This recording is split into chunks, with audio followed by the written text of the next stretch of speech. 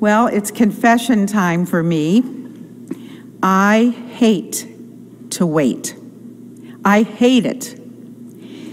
There's this stoplight right outside Sherwood Oaks where I live. It is the longest red light on the face of the earth. I know this. I've timed it. The longest one ever, ever, ever. And every time I come up to it, I can see from a distance that it's green, and just as I get there, it starts to turn yellow and then red, and I hear my dad's voice, who died 40 years ago next year. I hear his voice saying, "Now don't run that yellow light." So I don't. So one side of my brain, as I'm sitting there, is just swearing about the light, swearing about the guy in front of me who's looking at his cell phone, and I know that when it turns green, he's not going to see it, and he won't go from 0 to 60 in 3 seconds like he should. Now, the other side of my brain is praying. I've read all these things about how to cut stress, so I try to pray when I'm feeling stressful. And so I pray for all the members of the Community Presbyterian Church of Ben Avon. I have a list in my car with your phone numbers. And so I start praying, and often I get down even through the O's by the time the light changes. I just hate to wait. And now I'm waiting for strange new things. Waiting for a vaccine, waiting for the lifting of COVID regulations, waiting to see my kids and my grandsons again, waiting. All I do is wait. I hate to wait. And on top of it all, today is the first Sunday of Advent, the time when Christians all around the world slide into the waiting season of our faith. We're waiting. I frankly am wishing that I could be sliding into Easter instead right now, instead of waiting for Advent and Christmas. I've run across a Spanish philosopher and essayist who died in 1955 named Jose Ortega. He introduced me to a new phrase for this Advent season. The phrase is this: shipwrecked at the stable. Ortega's talking about people who feel shipwrecked, who look around for something to hold on to cling to. He's talking about people who feel lost or adrift at sea, adrift in life. People who somehow find a plank that they can hold on to, who want to be washed ashore and rescued. Maybe you're feeling a little bit shipwrecked this Advent like I am. Maybe you've lost a job or been laid off, or you can't even find one. Maybe you've lost a loved one like I have, and sometimes seem to be drowning in emptiness and loneliness. Maybe you've lost your health. Things have gone downhill. Too many doctor's visits, too much medication, maybe even facing surgery. Maybe you've lost money, wealth. Maybe you've lost self-respect in some way. And today, you find yourself washed ashore at the feet of Advent, waiting for angels to sing, waiting for shepherds running through the fields, waiting for wise men, watching the heavens for a star, waiting for a baby to be born in a manger. Maybe you're feeling shipwrecked at the stable.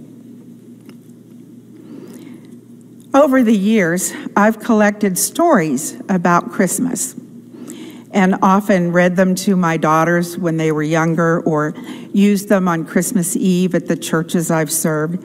I found a beautiful children's story that's retold every Christmas in the forests of southern France. It's about 4 shepherds who come to Bethlehem to see the Christ child. And one of the shepherds brought eggs. One brought beer and cheese and bread. And the third one brought wine. Now, you're not surprised, since this is in France, since this is what they would be eating. The 4th shepherd brought nothing. Nothing at all.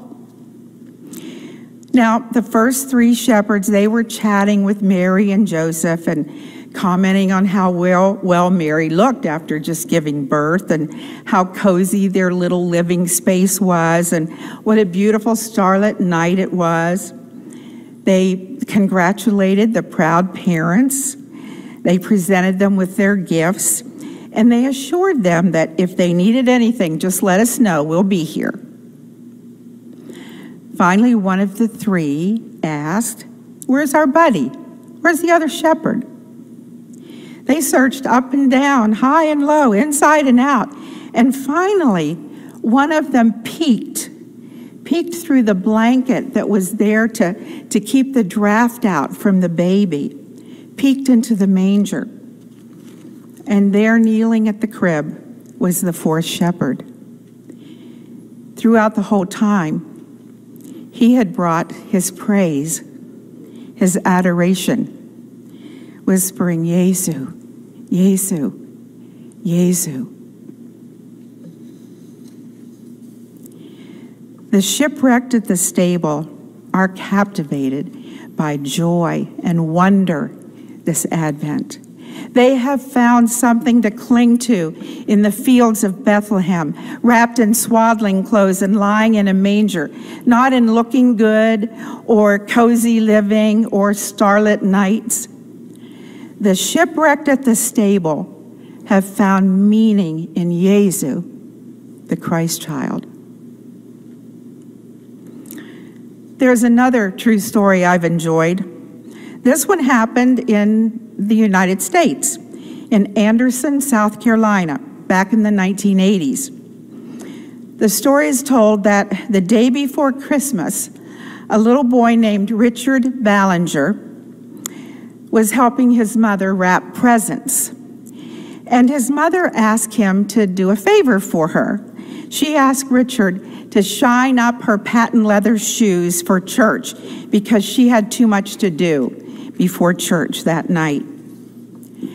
Well, Richard did as he was asked. He shined the shoes, and soon, with a proud, you can imagine it, 7-year-old, no two front teeth grin, he presented the shined up shoes to his mother for inspection.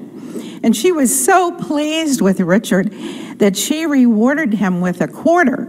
Now, that was a lot of money back then for a little boy in South Carolina. Christmas morning came, and as Richard's mother put on her shoes to go to worship, she felt a lump in one of the shoes, and it was the quarter wrapped up in a piece of paper. And Richard, in his childish scrawl, had written on it, "Ma, I did it for love, not a quarter." The shipwrecked at the stable are motivated by love. They know they can't rely on quarters. Even winning the Powerball wouldn't be enough in the long run to save the shipwrecked. The shipwrecked know what it means to lose everything. To be washed up at the feet of Advent, waiting for those angels to sing, waiting for shepherds running from the fields, waiting for wise men watching the heavens for the star, waiting for a baby to be born in Bethlehem. Maybe you're feeling shipwrecked at the stable today. But when I stop and when I wait myself, I feel shipwrecked at the stable. But I can look into the manger and I can hear Richard say, "He done it for love."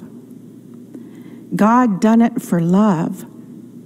God sent his Son into the world so that when we're feeling shipwrecked, tossed and turned, bruised and battered, there's something to cling on to, something to hold on to. The hand of God reaching out and saying, take my hand. I won't let you go. So this phrase from Jose Ortega, shipwrecked at the stable, has given me new insight this Advent season of crazy 2020.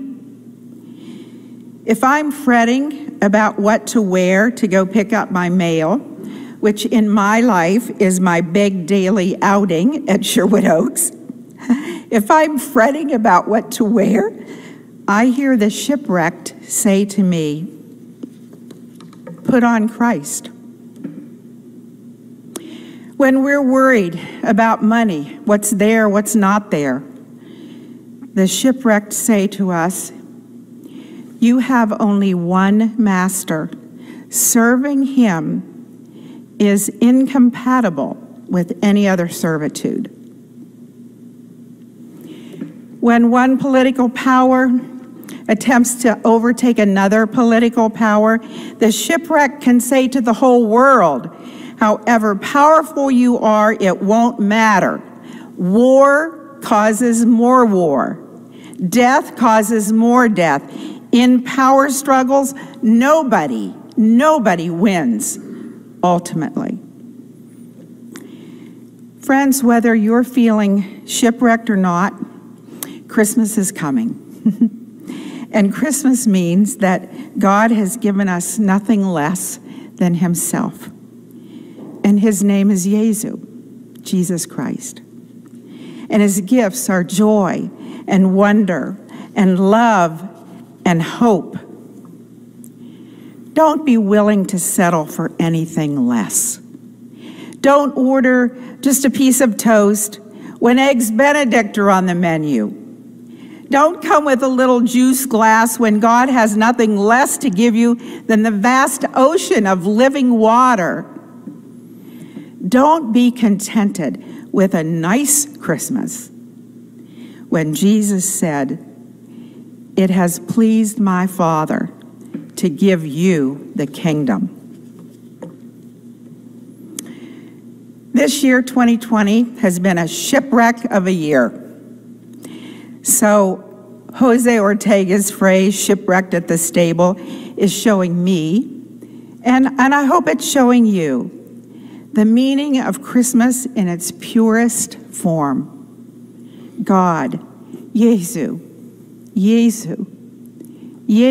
is with us no matter what happens. God, motivated by love to be born in Bethlehem. God captivates us this season with joy and wonder at how precious life is, even when we're shipwrecked at the stable, especially when we're shipwrecked at the stable. Thanks be to God.